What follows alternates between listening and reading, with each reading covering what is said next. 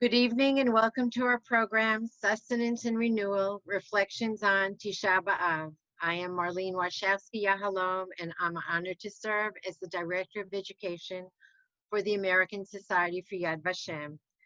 Please permit me to acknowledge our founding chairman, Eli Zborowski, Zichrono Livracha, our current chairman, Lenny Wilf, our board of trustees, and our executive director, Stanley Stone, who sustain and continue the legacy of our organization. We work in partnership with Yad Vashem towards Holocaust commemoration, remembrance, and education, and provide support for special projects and capital improvements. It's a privilege for me to work with the Donna Klein Jewish Academy community on a program commemorating Tisha B'Av, the 9th day of the Hebrew month of Av. I want to acknowledge Helena Levine, the head of school, and the faculty and students who continue to be a joy to work with on Holocaust history projects. Your dedication and collaborative spirit are an inspiration to all of us. We are also appreciative to you, our audience, for your participation in our program, given the constraints and adjustments we are faced with every day because of the coronavirus pandemic. While we may not be together in person today, we hope you and your loved ones are healthy and safe, and to those in need, may all your prayers be heard and answered. Our program this year will offer you an opportunity to enrich your understanding about Tisha B'Av, the saddest day on the Jewish calendar that marks the destruction of the first and second holy temples. This day evokes despair and mourning, but also serves as a testament to the strength and resilience of the Jewish people. On the personal note, I want to share with you that I'm the daughter and granddaughter of 6 Holocaust survivors. Despite all the horrors my parents and my 4 grandparents experienced during the Holocaust, thankfully they all survived. Their survival included a fierce determination to rebuild their lives and sustain their Jewish heritage and values. They shared the spirit of survival of their generation and carved out meaningful lives in a large part as a declaration of spiritual and physical defiance of the stated goals of Nazi Germany. In doing so, this generation thrived and prevailed. In particular, my paternal grandfather, Isaac Warshawski, of blessed memory, expressed this conviction in many ways. Among other life choices, he was a cantor, and many people were drawn to pray with him and be inspired. He was also a Talmudic scholar and studied Daf Yomi, the Gemara, nearly every day until the age of 92. I was always in awe that he was so grounded in faith and tradition and was able, with my grandmother Rosa by his side, to successfully rebuild a life that also inspired others by his steadfast commitment and connection to his religion, his faith, and his heritage. He remembered and honored his past and sustained his connection, inspiration, and observance throughout his entire life, despite having experienced so many reasons to change course. It is this strength and continuity, respect for history and tradition, defiant resilience, the ability to overcome insurmountable odds, and an anchored faith and optimism that I want to share with you about Tisha B'Av. Tisha B'Av is the day we commemorate the anniversary of calamities that befell our people. It may be understood as a vessel to contain the unimaginable grief of centuries of tragedies in Jewish history. First and foremost, we commemorate the destruction of the first and second Batei Mikdash, the 2 holy temples. It is a fast day and a day of mourning, so the rituals and traditions for this day are a combination of the traditions associated with each day. Similar to Yom Kippur, it is a 24-hour fast day. We wear non-leather shoes, abstain from specific and regular daily activities to focus on the meaning and substance of this day. Because it is also a day of mourning, we include rituals that are akin to sitting Shiva, since we are mourning the destruction of the holy temples. Special prayers and readings are incorporated as part of the rituals of Tisha B'Av. We read Megillat Echa, the Book of Lamentations. This account of the destruction of the first holy temple by the Babylonians. Echa concludes with prayers that focus on the theme of the return of the Jewish people to Jerusalem and a request for God's mercy.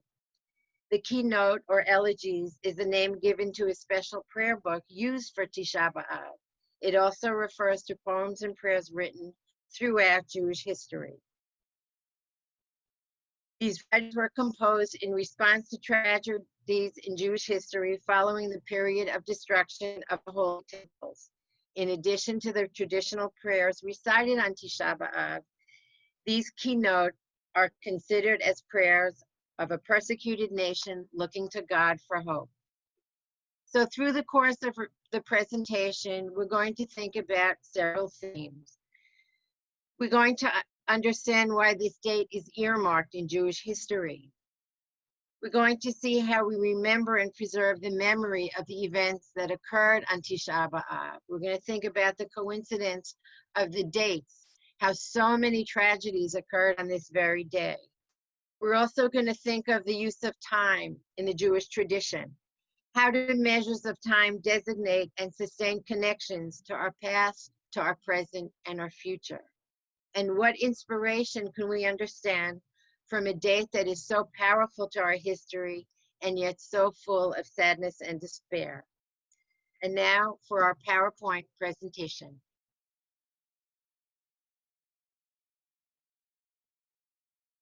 Next slide, please. So first, we're going to look at the images of the two holy temples. Today, when we pray in a synagogue, there are many remnants, so to speak, of what existed in the holy temples. The seating area for the congregants is similar to the courtyards that existed in both holy temples. The bima, or the podium to read the Torah, is similar to the altar. The sacrifices were given to God. The Ner Tamid, the eternal light, and the Aron Kodesh represent the eternal light in the holy temple and the holiest of holies rooms that was only entered once a year. The prayer schedule is named after and follows the schedule of the sacrifices that were given in the holy temple.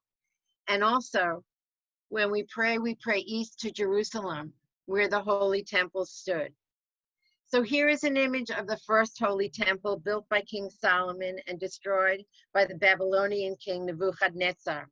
It was destroyed because of the idol worship and bloodshed and promiscuous behavior of the Jewish people at that time. Next slide, please. This is the second holy temple. It looks quite different from the first holy temple, but of course, in theory, it was the same thing. It was where people came to pray and felt the presence of God. It was built in the Persian period during the time of Ezra and Nehemiah. It was destroyed by the Romans, and the main reason for its destruction was baseless hatred within the Jewish community. There was no internal unity. We have several fast days on our calendar to commemorate the two holy temples. And here is a brief explanation of each. Next slide, please. The first fast day is the third day of Tishrei, the Hebrew month of Tishrei. It is called Tzom Gedalia. This is the day right after Rosh Hashanah. This day commemorates the assassination of a man named Gedalia ben Achikam. He was chosen to be the governor of the Judah population at that time, and he was assassinated by Yishmael ben Netanya, another Jewish man. This was in the time of the Babylonians. This act was very significant because it ended Jewish autonomy in the region. And it's the only fast day that commemorates what a Jew did to another Jew rather than the actions of a non-Jew to a Jewish person. Let's compare this to the rest of them. The next fast day is the 10th day of the month of Tevet. This represents the siege of Jerusalem by the Babylonian king Nebuchadnezzar, ultimately leading to the destruction of the first temple. Next slide. Next line. The 17th day of Tammuz. This represents the breach of the walls of Jerusalem that surrounded the temple, the breach of the walls by the Romans before the destruction of the second holy temple. The period between the 17th day of Tammuz and Tisha B'Av are also known as the 3 weeks. Here we are in preparation of the fasting and the observance of Tisha B'Av. The 3 weeks are known as days of predicament and lamentation, Ben HaMitzarim in Hebrew, or Shlosha D'Poranuta, the 3 weeks referring to punishment and reprimand to the Jewish people. This has to do with the Torah readings in the course of these 3 weeks. The last 9 days of the 3 weeks are the 9 days preceding Tisha B'Av and go from the first day of Av to the 9th one. And the tradition and observance, the rituals associated with Tisha B'Av increase as we get closer to the day. Next slide, please. And then, of course, Tisha B'Av is the destruction of the first and second temples. Next slide, please. Now we're going to see how we can connect the dots of memory in the Jewish tradition. What we will see is there is an unusually high number of tragedies that occur on Tisha B'Av, on this exact date. We're going to see the origin of this demarcation and understand a little bit about the tragedies that took place throughout our history and how the Jewish people maintain connections and resilience to still be connected to their nation and maintain tradition. Next slide, please. So here we're going to understand the origin of what happened on the first Tisha B'Av that presented continued tragedy for the Jewish people. In the book of Bamidbar, in the book of Numbers, Moses picked one person from each tribe of Israel to scout the land of Canaan to see what the country was like. This is to get an idea of what existed in the land of Canaan before the Jewish people who just left Egypt entered the land of Canaan. So the scouting trip took 40 days. And when the spies returned, 10 of the spies came back with very bad and gloomy reports about the land of Canaan and discouraged the Jews from being optimistic about entering the country. 2 of the spies, Caleb ben Yefuneh, Caleb the son of Yefuneh, and Joshua the son of Nun, gave very different and honest reports. They tried to convince the Jewish people how great Israel was and that they should not listen to the discouraging reports of the other 10 spies. This lack of faith in God got God very angry, and as a punishment, first of all, to the immediate generation, the entire generation of men that were part of this cohort died in the 40-year period that it took for the Jews to wander through the desert. It was 1 day of scouting trip, 1 year for every day. So the journey in the desert was 40 years. And Caleb ben Yefuneh and Yoshua ben Nun were the only 2 people of the spies that actually entered the land of Israel. Next slide. And in Masechet Ta'anit, we can read about the Midrash, the explanation that says, on Tisha B'Av in this year you cried for no reason, now I will give you something to cry about. So it's known as Bechia L'Dorot, tears for generations. So this marked Tisha B'Av as the day for Jewish tragedy. 5 tragedies were a result of this transgression. The first one is the death of this generation. And now we're going to see about the other 4 tragedies. Next slide, please. So here we're going to see the tragedies that took place on Tisha B'Av. The first one was in 586 BCE. The first temple built by King Solomon was destroyed by the Babylonians. The kingdom of Judah was sent into a Babylonian exile. The next tragedy on the list, the third tragedy, was the second temple was destroyed by the Romans that commenced the Jewish exile that existed today. This was in the year 70. The fourth tragedy was in 133, was the Bar Kokhba revolt in the northern part of Israel in the city of Beitar. After the destruction of the Second Temple, there are a few communities throughout the country that still try to resist and fight against the Roman oppression. The last stronghold of the Jewish people was in Beitar. Bar Kokhba was the general, but they did not succeed. And once they lost, it represented the last stand against the Romans, continuing the diaspora that we know today. The fifth tragedy occurred 2 years later, where the Roman emperor at the time completely plowed the area of the second Beit HaMikdash, the second holy temple. Jerusalem, as we understood it, existed no more, and it was rebuilt as a pagan city renamed Colonia Alia Capitolina. Access to Jews was forbidden, and the only day they were allowed to enter Jerusalem was actually on Tisha B'Av to commemorate these 5 tragedies. Now we're going to look at other tragedies that are commemorated on Tisha B'Av, although not all of them necessarily occurred on Tisha B'Av. So the first set of tragedies that we commemorate on Tisha B'Av are the Aseret Harugei Malchut. These are the 10 sages, the 10 Tanaim, the 10 rabbis that existed following the Second Temple in the Mishnah period. They were executed by the Roman Empire.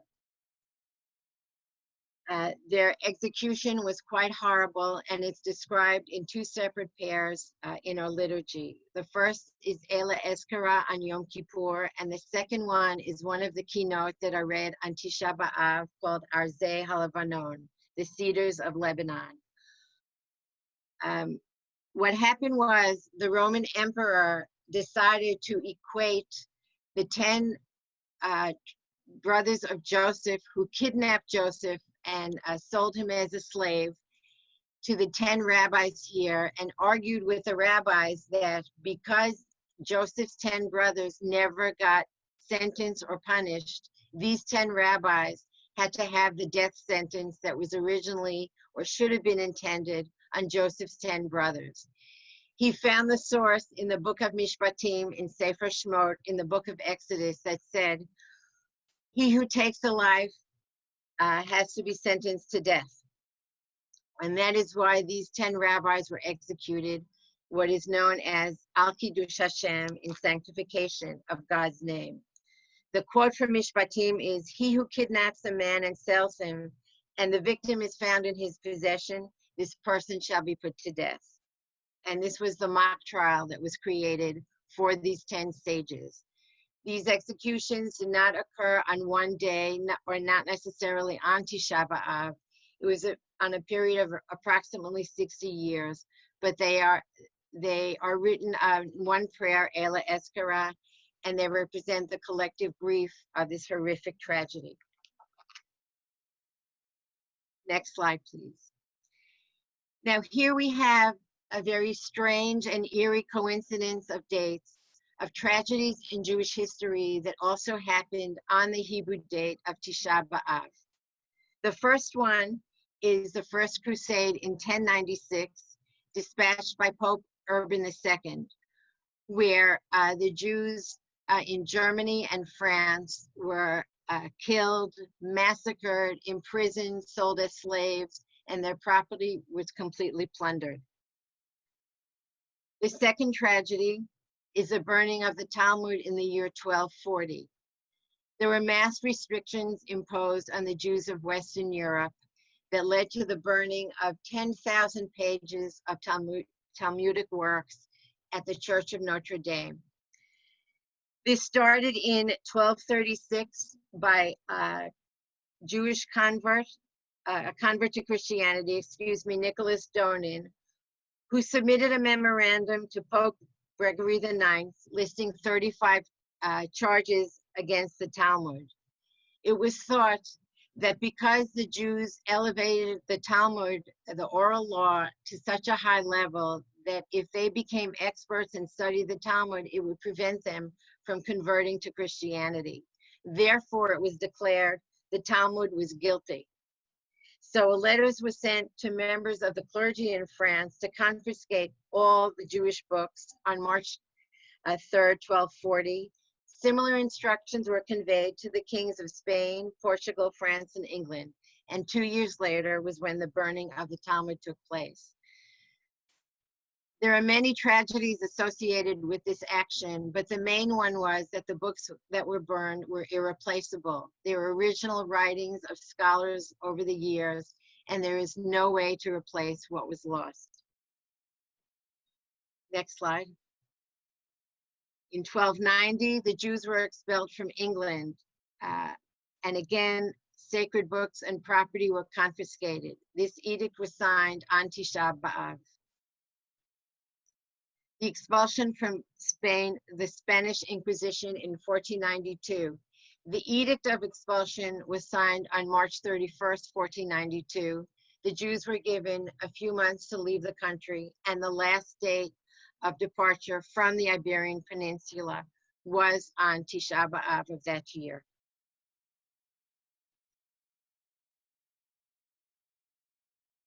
The next calamity was the beginning of World War I. This unleashed a spate of violence against Jews, including pogroms throughout Europe.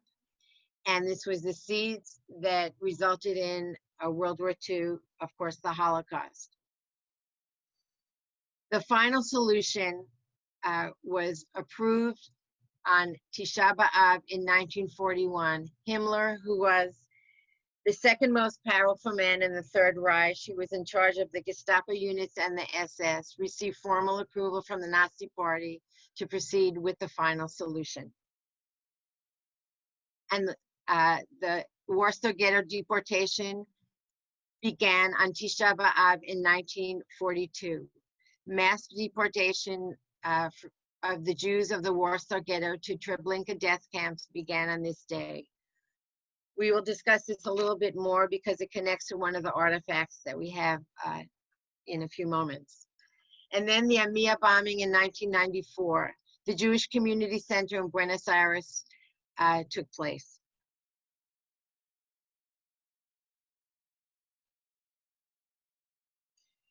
So we just reviewed a historical timeline of events that fell on the date of Tisha B'Av. And yet the Jews still held on to their beliefs, to their history. This passage talks about how Jews should feel connected, of commemorating the destruction of the temples, and how they could be optimistic towards being inspired for a future to rejoice at the reunited of the people and the temple in Jerusalem. Kol hamitabel al Yerushalayim zocheh v'ro'eh b'simchata, v'she'eino mitabel al Yerushalayim eino ro'eh b'simchata. He who partakes in the mourning of Jerusalem will be worthy and see its redemption or its joy. And whoever does not partake in these rituals and traditions will not be worthy of partaking in its joy. So now we will examine different artifacts, different themes about memory and tradition, and see how the Jewish people maintain their connection despite the tragedies, how they evoke meaning to artifacts that still kept them connected to Jerusalem. I identified two artifacts that I think will be very interesting to look at. The first one, this is the first book printed in Hebrew in England after the Jews were expelled from England in 1290. It was printed in England approximately a year after their return, being absent for 300 years. It is a book of Psalms and Lamentations, Tehillim and Echa. I found it very interesting that the first book that was printed was the book of Echa. It shows a very strong connection to observing the rituals of Tisha B'Av. The Jews were kicked out of England and they came back, and this is the first item that identified as being important enough to publish. Next slide. This is an artifact from 1766 from Amsterdam. It's a woodcut from a keynote book that was published in Amsterdam at that time. And I think it's also relevant that this holiday was chosen to create such a book, and this artifact remained. Next slide. Reflection. We are going to think about the significance of artifacts, the feelings they evoke, the connections they evoke, and the tradition that is passed on through this.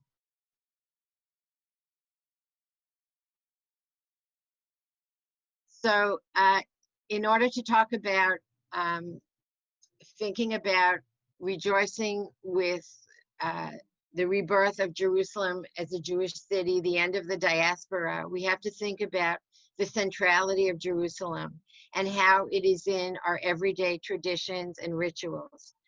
So we have a few examples here of how we remember Jerusalem and include it in our thoughts and prayers. First, on Yom Kippur, the last pages of the prayers on Yom Kippur is L'Shana Haba'ah B'Yerushalayim, next year in Jerusalem. The same is in the Haggadah. We'll also look at the Israeli Pledge of Allegiance, the Hatikva, and a speech by Natan Sharansky, and see the same theme throughout.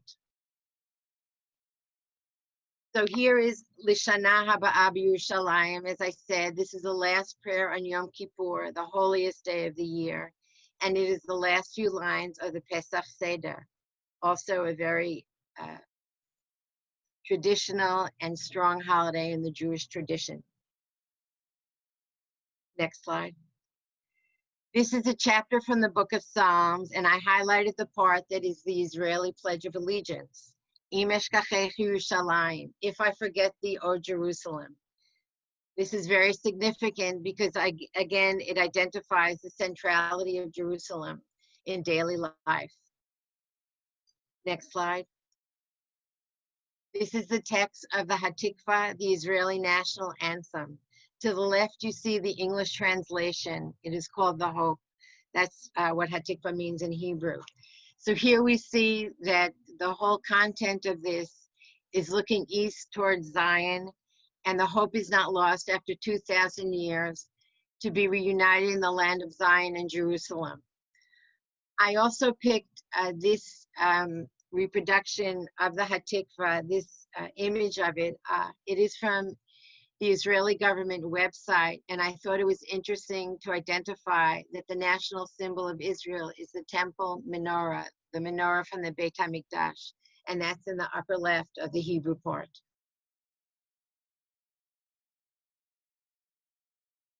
So here we have another mention of Jerusalem through Natan Sharansky.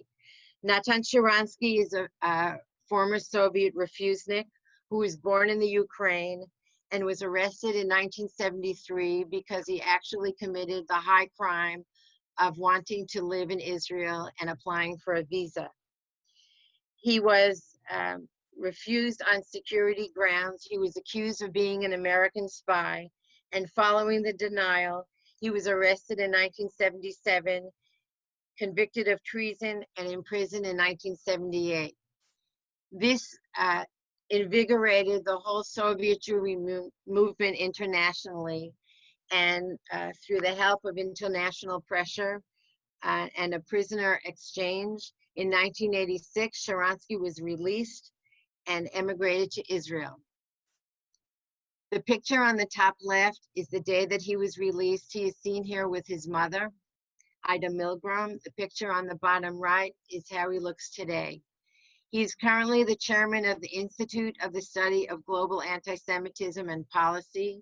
He has held many positions in the Israeli government, and he is also a prominent human rights activist. The reason I thought this would be an interesting connection to the topic of centrality of Jerusalem is we can see that when we look at his speech to the KGB before his imprisonment. Next slide, please. This is a speech he gave to the KGB before sentencing in 1978. It talks about the Jews being in exile for 2,000 years, and that the Jews are still stubborn and determined to be Jews and live as Jews. And the main hope is L'Shana Haba'ah B'Yerushalayim, next year in Jerusalem. Speaking from his own situation, He acknowledges that he is far away from his dream, from Avital, his wife, and he knows he has difficult times ahead of him, but he still has the hope of Lishana Haba Yerushalayim. And then he has his comment to the court that he has nothing to say, and acknowledges that his sentence was prepared a long time ago because it was basically a mock trial. So here we see an example or a paradigm of the connection of Jews to Israel, to their country. Despite the tragedies and insurmountable odds, they can still go through all this persecution and still maintain hope and inspiration. Next slide, please.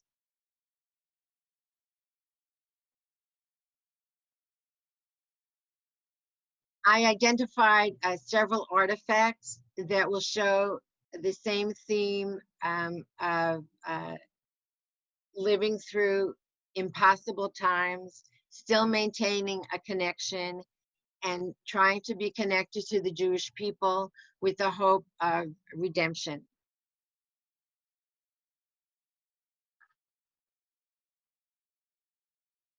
Here are two psukim that I will read to you and explain the connection between the first part of the presentation and what's coming up ahead of us. The first one is, remember the days of old, consider the years of ages past. This talks about how we can make connections to our history and learn from history with the hope of maintaining a connection to continue. The idea here is to think about the importance of time in Jewish history, how it is measured, what it commemorates, how there is holy time and ordinary time. And we're going to see connections in the artifacts, how the whole idea of measuring time shows a strong connection to hope and deliverance. The second pasuk, teach us to count our days and we shall acquire a heart of wisdom. Again, how can we learn from history? What lessons can we take with us? What importance can we take from our traditions? And how do we do this? Here is one calendar from the Holocaust. This is from the Yad Vashem archives. It's a calendar from a destroyed community. This is a calendar that was published in 1938 in Czechoslovakia. This calendar is very interesting in its content. First, it has advertisements that are from the local businesses, not necessarily Jewish businesses, which indicate that at the time preceding the Holocaust, the Jewish community led a relatively normal existence with their non-Jewish neighbors. So it is full of advertisements indicating that at the same time, it has much content relative to the Jewish community in the form of time and calendars and marking holy and important dates. The list on the right talks about different days in the Jewish calendar that are relevant for Torah readings. It talks about Jewish events taking place in the Jewish community, which shows a relatively peaceful status, which was soon to be cut short in this Jewish community at the time. So the idea here is to show what a calendar can do, what it means to keep a calendar and to build a calendar and make the dates and the content in the calendar relevant. Here we have another calendar for the lunar year 5703. This goes from 1942 to 1943. It is a calendar from the Theresienstadt ghetto from the Holocaust. The Theresienstadt ghetto existed. It was a transit camp established by the Nazis during the Holocaust in 1941. It had several functions. First, it was communities of Jewish people that were brought there eventually for deportation to, excuse me, to concentration camps. But in 1944, this Theresienstadt was set up to be a propaganda piece for the Nazi Party. There were inspections here by the Red Cross, and each time there was an inspection, the place was cleaned up.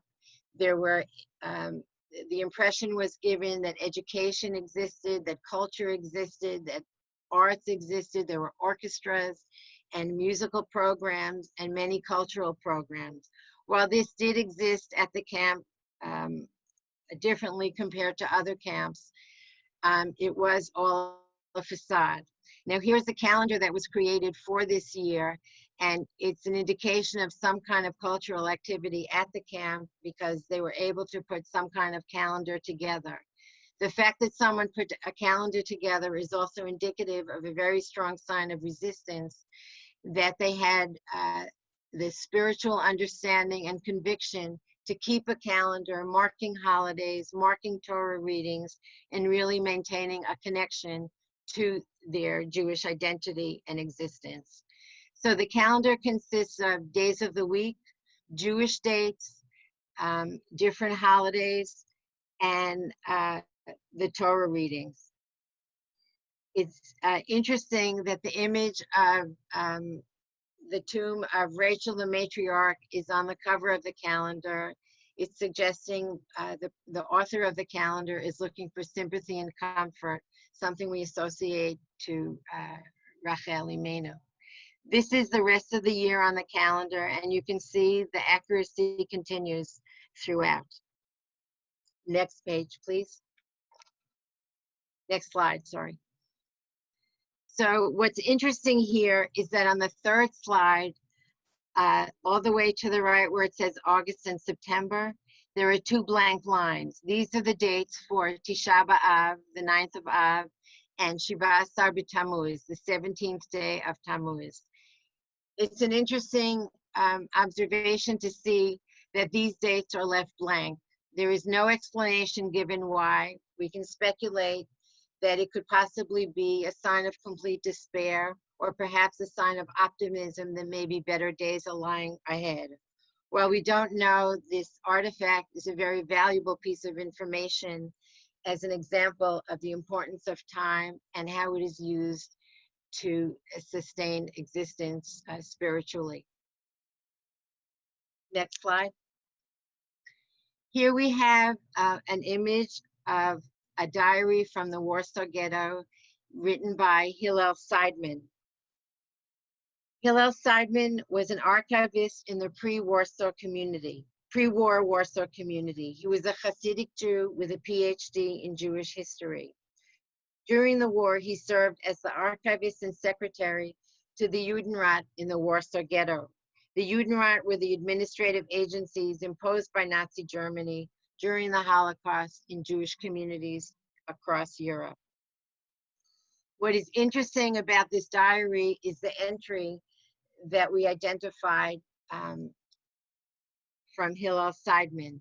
This entry is from July 1942 on Tisha B'Av. So in the first few slides where we saw that the liquidation of the Warsaw Ghetto began on Tisha B'Av 1942, here we have an entry about that exact date. So here he describes what is going on at the ghetto, his emotional experience, and in very meticulous detail, what is going on in the streets around him. Since he was an archivist, his descriptions are very accurate and very, sadly, very well done. I'm going to read the last line to give you an idea of the impact of this entry. We Jews of Warsaw, sons of those exiles, sit on the ground to mourn our personal Khurban, the destruction of a major community, the largest and most vigorous in Europe. We weep at our fate, a nation without a land, with the grasp of our fiercest enemy and condemned to death. We grieve for both the loss of the Holy Temple and the extinction of our lives.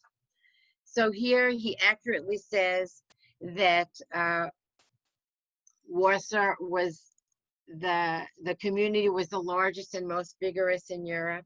That is completely correct.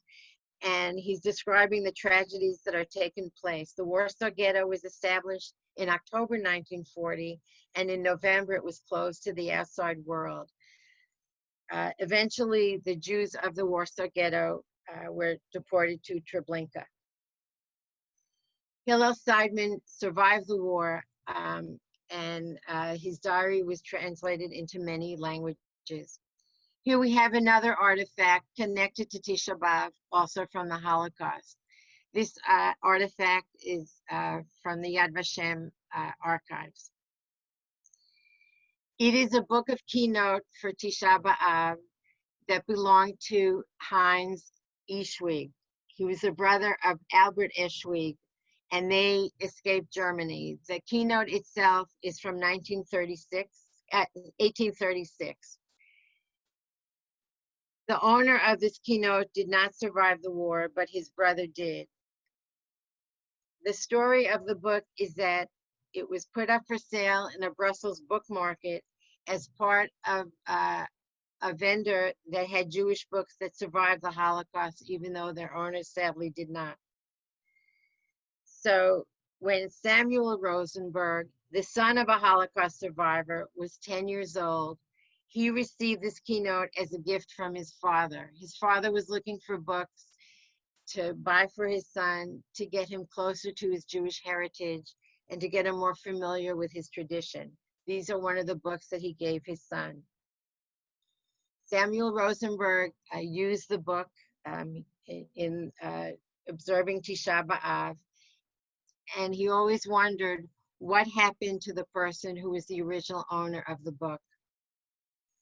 Using the resources at the Yad Vashem names database, he was able to locate Albert Eschwig, the surviving brother, get in touch with him, and return the book to him because it belonged to his family.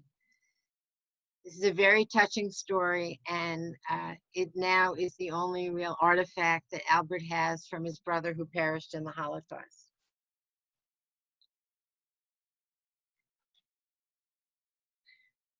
We looked at artifacts, we looked at the historical timeline, we see the coincidences in date, we see how an understanding of history gives us the ability to evoke meaning to artifacts, and they're very powerful artifacts at the same time. Now we want to look at continuity in tradition, how our history helps us carry on and practice tradition, what this tradition does for us in terms of maintaining connection to our faith and to our heritage. Next slide. So we have traditions, Zecher LeChurban, that help us remember Jerusalem in happy times. We know observing days like Tisha B'Av and the other 3 fast days, there are ways of remembering the tragedies in very serious and solemn ways, but we also need to remember the tragedies in happy times, maintaining our connection to Jerusalem. So we have breaking a plate and breaking a glass that is done at Jewish weddings. And when this is done, we say, L'shana haba'a b'Yerushalayim, next year in Jerusalem. The next tradition that we have, Zecher LaChurban, another tradition, when we have the unfinished building of a house. We have the directive from the Gemara that when we build a house, we have to leave a part of it unfinished to commemorate the Churban, or the destruction of the 2 holy temples. It said leaving Amma al Amma. These are referring to 2 measurements, and it talks about leaving a portion of a house unfinished. The image you see here is the page from the Gemara that discusses this. Next slide, please. Consolation, comfort, and inspiration. We looked at historical tragedies, we looked at artifacts, we see how we remember them in our tradition and rituals. Now we want to think about consolation and comfort, really to bring us to a better place, and how we can get inspiration from this. Just as we had the 3 weeks between the 17th of Tammuz to Tisha B'Av, talking about the 3 weeks of Ben HaMitzarim, the 3 weeks of lamentation, we have a different emotional state here, a different description of 7 weeks between Tisha B'Av and Rosh Hashanah that bring us closer to God, because we have comfort and consolation in the weekly readings of the Torah in these 7 weeks. So here is a list of the portions that are read. And I invite you to read them and to see that the theme here shifts from sadness, originally from Tisha B'Av, consolation, and then comfort, and eventually redemption and forgiveness, getting close to the holiday of Rosh Hashanah. It's called Shiva de Nechemata, the 7 haftarot of consolation and renewal. Next slide, please. And now we want to see some hope and inspiration. That is the tail end of our chain of themes here. So we're looking at Rabbi Israel Meir Lau. Rabbi Israel Meir Lau is a child survivor of the Holocaust. He is a former Ashkenazi chief rabbi of Israel, and he is head of the Yad Vashem Council. His story is a miraculous one, like every survivor's story, but it is very inspirational. And I recommend his book, Out of the Ashes. It is a memoir about his life. He was born in Poland and was liberated at the age of 8 from the Buchenwald concentration camp in 1945. He is the father of 3 sons and 5 daughters. The connection that I suggest to you here comes from his book, Out of the Ashes, where the last chapter of the book, Rabbi Lau is talking about his oldest son, Moshe Chaim Lau, became a bar mitzvah, and Rabbi Lau is talking about the Torah reading portion that his son had on the occasion of his bar mitzvah. Next page, please. So the connection is that the Torah portion that his son had to read talks about Amalek, the nation that vowed the destruction of Israel, and Rabbi Lau is trying to show some hope and inspiration from this entire subject. He reviews the instruction that we have from the Torah, from the Bible, to destroy Amalek, because their intention is to destroy the Jewish nation. And Rabbi Lau presents the question, how do you really destroy a people? What does that really mean? So the fight, according to what Rabbi Lau is discussing, is that the struggle is for continuity of generations, that no matter what happens in our history, no matter what we go through, we should still fight to maintain our heritage and our people. And the struggle and the success is to pass our heritage from one generation to the next. Next slide, please. So here we have a brief overview of the themes that we discussed tonight as reflections of Tisha B'Av. We talked about the tragedies in Jewish history. They're commemorated through Tisha B'Av. Then we talked about the sense of community that we have, even as a result of all these tragedies, that the Jews were kicked out of different countries, that were sent into exile, but they still were able to rebuild their lives, keeping with tradition and faith.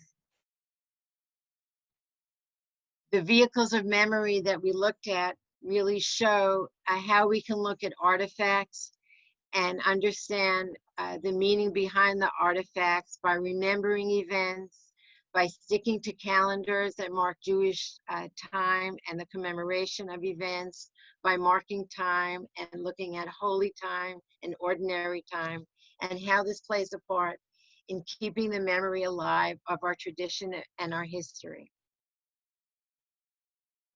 We also looked at the hope and inspiration that we can understand from the resilience of our people to still last, and think about Rabbi Lau's message that the best way to fight back is to maintain our heritage and pass it on from generation to generation.